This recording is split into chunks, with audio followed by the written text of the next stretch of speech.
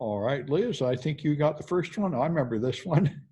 Yeah, I actually had to swap out my original first choice for this one because it's just too good. Yeah. Um, the story is, and I think that this is probably going to be a running theme in the future, because there's so many sources of data on us, and boy, they got this guy good. He became a suspect in a robbery case because he was using a fitness tracking app that tracked his biking around the neighborhood, and he went by the basically the local police department subpoenaed Google to get whatever info they could from devices around the area at the time of the crime.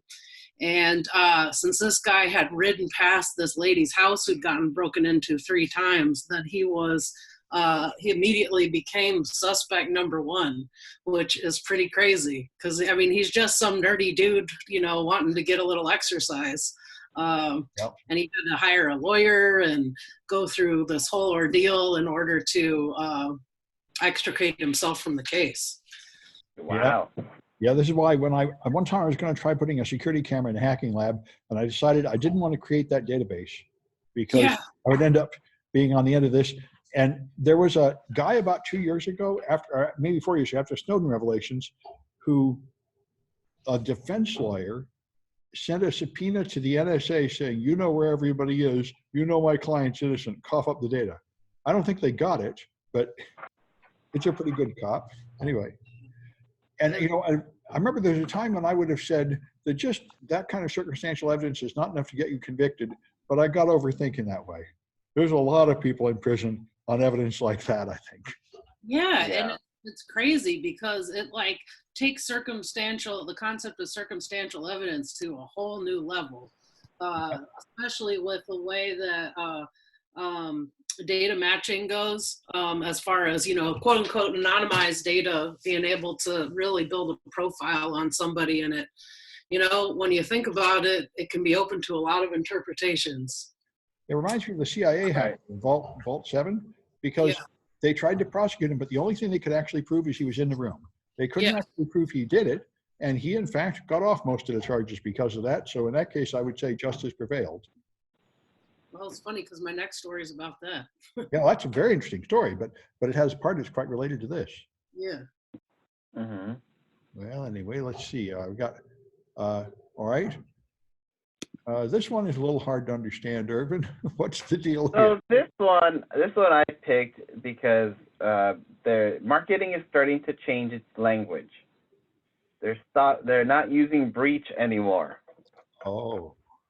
Yeah, that's what was big about this, is that they don't want to say it's a breach. Like, there's a paragraph that they quoted of, no, this was not a cyber attack. No, our database was not hacked. Just certain sources did certain things. Like they're trying to get away from using the words that we always use to try to minimize what really is happening. Wait. It's true. I encountered one of those this week, Irvin. It was we don't call it spam anymore. That's no longer PC. Just so you guys know, now it is unsolicited commercial emails. Well, sure. That's wrong. But I mean, now they can say it's not an attack, but if somebody got the data, it's totally a breach. Right, but that's what they're changing. They don't want to admit that it's a breach, even though that it's the definition of a breach. I took a Microsoft certification class and the guy said, let's not talk about servers crashing. That's like too negative. We're just going to say they fell over. Because, then they get up again. You don't have to make it sound so bad. Well, yeah. That's what this article is about, is they're trying to change the words. Yeah, well, unfortunately, the images matter. Like, some people might think this coronavirus is a big problem, but it's really, just the flu. It's nothing to worry about. It's all in what you say. Yeah. Well, so I was sort of thinking about this because Caitlin stole all my passwords last week, and it kind of reminded me of the importance of post-exploitation attacks. So this one will steal all your Chrome passwords off Mac OS. And Mac OS is notoriously insecure once you get in, because Mac users imagine they're not going to get any malware, so they really don't bother to have the proper layers of security behind it, like I didn't either. And anyway, here's a rat that will, you can pure Python, post-exploitation. Once you get the ability to execute code on the machine, you run it here and it will just suck all the passwords off the browsers and other things. So a lot of people store passwords in their browser. I've never felt good about that. I use third-party managers. But anyway, I highly recommend a password manager, but not the default one in your browser. Right. Right. Don't use your browser as the end all be all. There's a reason why we have these extensions. Yeah. I think they're a lot better. Anyway, and then we got, okay, so here's some of the Vault 7 stuff, which this is really big story with a lot of good stuff in it. Yeah, this is just, I encourage anyone who sees this actually go out and read the article, because it's really, really good. Essentially, it's dealing with the wrap up of this guy's jury trial that's been going on for quite a long time. And the fall guy for it, Joshua,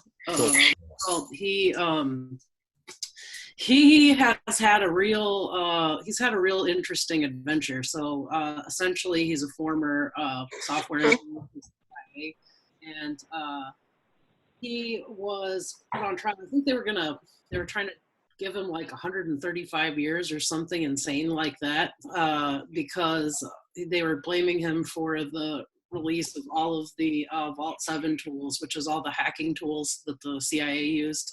It's just given to WikiLeaks, right? Yep. And then they tried to say that he was also had like child pornography on his computer, and I mean that their whole thing was just to completely throw this guy under the federal prison, never to be seen again. But yeah, the case really started falling apart early on. And one of the most entertaining things about this article to me was the description of his legal defense. Because it was very effective. And what his lawyer did was basically describe in detail like what a jerk this guy is, and you know, she went through and kind of enumerated all of the actual like facts of this guy's employment, which conflicted with some of the you know, evidence that the prosecution was putting forth. And I mean, it's not like she was trying to paint her client in a flattering light, like quite the opposite. Basically, there were a few lines in here that were pretty great. One of them was talking about his the handles that he used online, which included he included Voldemort, Vault asshole, Jason Bourne, or King Josh 3000. Yep. But it was pretty good, because you know, it shows that they essentially wanted to get him out of there and use him as a patsy, and it was a very effective. So yeah, I've had a lot of discussions with my friendly blue teamer about this, who just, the problem with red teamers is you just can't expect professional behavior out of them or professional adult responsibility. Far from it. You have to lower your standards. Right. I mean, one of the lines in this article was, the truth is that the sort of person who can write exploit code to infiltrate devices that many thousands of other engineers go to enormous lengths to secure isn't going to be your average federal employee. And it's so true. Right. You know, that's, but you know, what part of their defense was that even within the group of like the biggest assholes in the department, all these like asocial red teamers, he was still a standout. So you know, they basically untangled the way that he had essentially painted a target on himself at work, and kind of systematically unraveled their case. And I mean, that's a good lawyer. Yeah.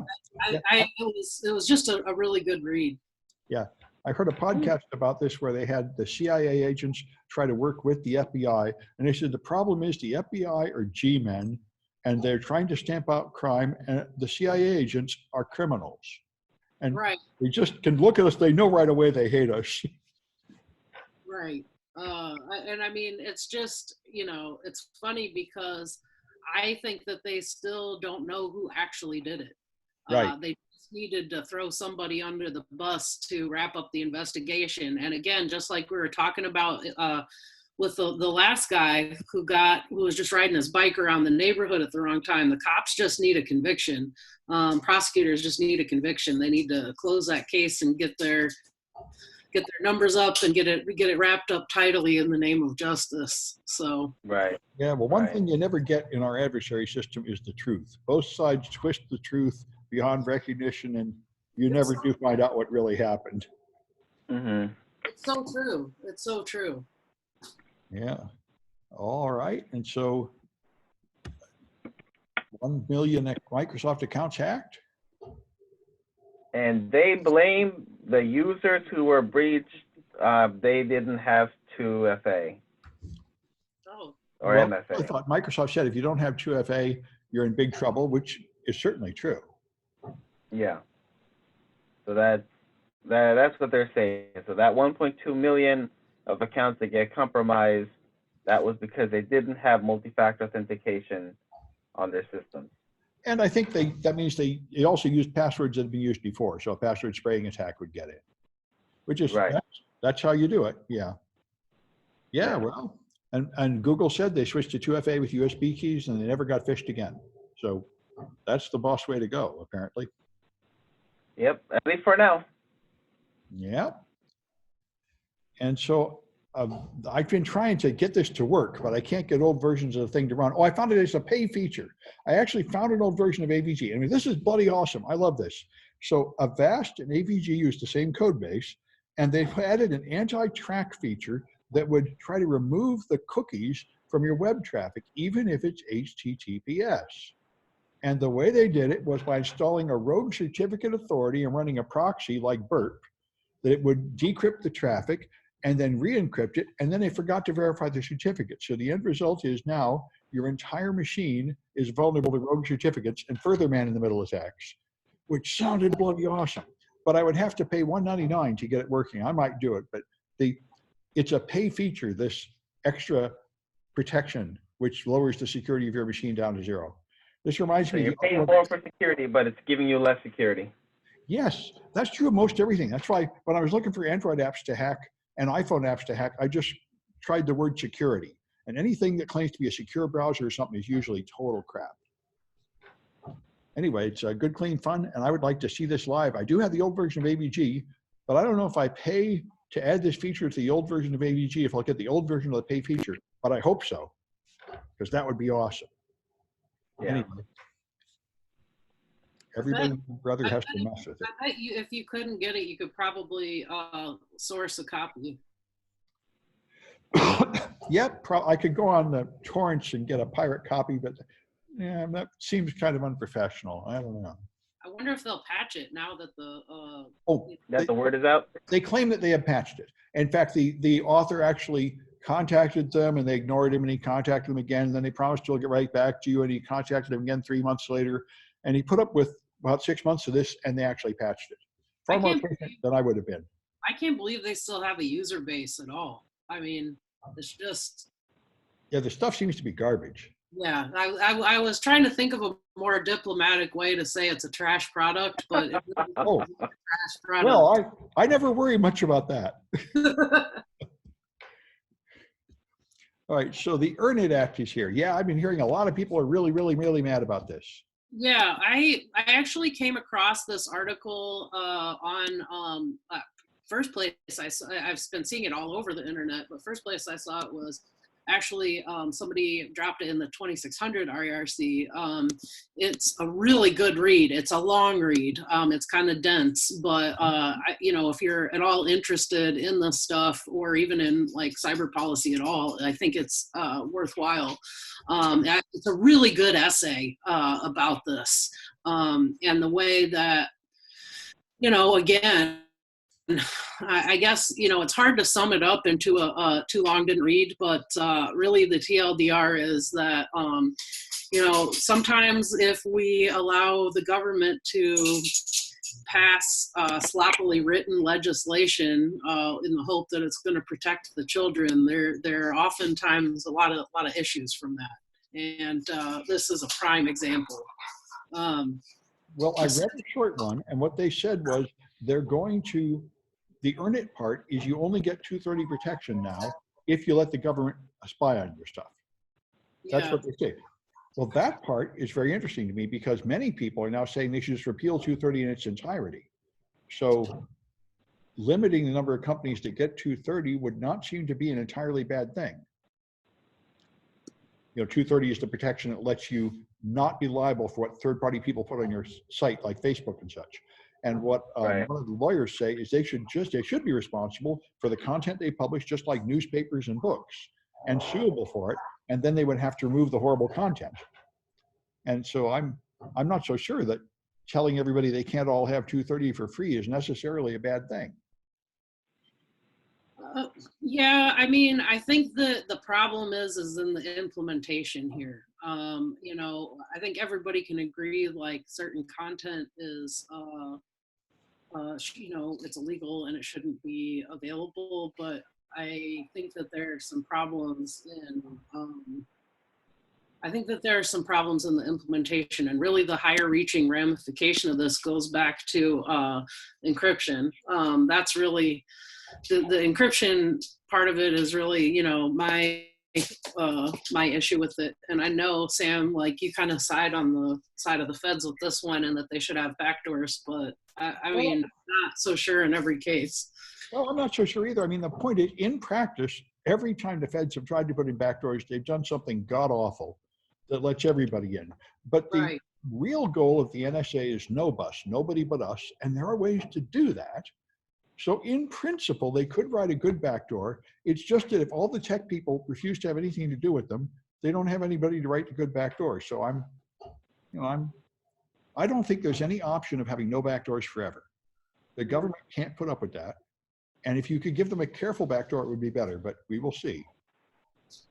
I'm just not entirely sure that you can write one that isn't. I mean, I don't know. Cryptography is not my area of study, but I'm not entirely. I have a hard time conceptualizing a way that you could make it, render it so it's not so vulnerable to abuse. Never mind my dog fighting right here in the background. These Well, guys. no, I know. Well, I know. So I was gonna. And WhatsApp have the ability to have a three-way conversation. So they can add a third party to your conversation in a secure fashion. So they could just have an invisible third party snooping on everything, and it wouldn't fundamentally destroy the cryptographic protocol. I kind of agree with Liz. I don't, even if they put a good backdoor, for me, I think it's just a matter of time that somebody like the Vault 7 or Edward Snowden would just release out how they make that careful backdoor, and then it's just flat out open to the world. Well, I guess you could say that, but Apple has had a backdoor into all their products until about 5 years ago, and it never leaked. I guess the other question I have is a practical one. It's mostly that I'm curious about even if they, let's say they could implement like the perfect secure backdoor. Would it be like it's been with the previous telephone spying system where they spend millions and billions of dollars on it, but then get one good lead out of years of it? You know, how are they gonna? Like I said, it's more of a practical question, but it seems like a low value trade off in terms of freedom versus you know, safety reward for the public. Yeah, that's a very good point. They should be able to point to the track record to motivate people to support this. You're right. Yeah. Well, let's see what else we got.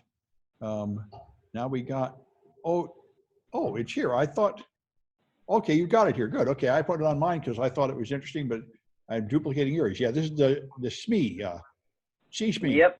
This is pretty awesome.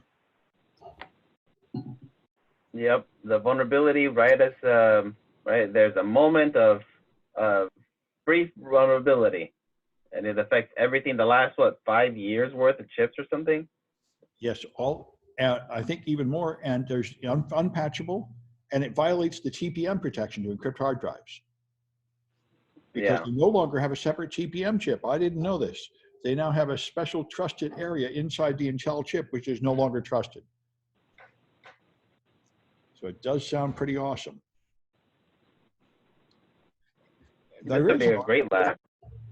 There is, however, a new version of chip that doesn't have this flaw. You can actually patch this one with existing hardware. Spectre and Meltdown, I don't think there's any hardware that's not vulnerable yet. So Right. basically, does that mean that the TPM is obsolete now?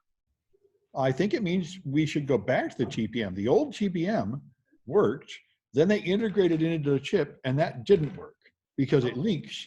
And the explanation I heard on Security Now was it has to do with caching. Sort of like Spectre and Meltdown in a somewhat different way. They're able to read a cache and deduce the data in the supposedly private area. But pretty awesome. Yeah. Mm-hmm. And yeah, all right. And so I just had another one that's the same here, so I think I won't bother with it. Are there any more comments? Well, I guess that's it for this one. I'll stop the recording.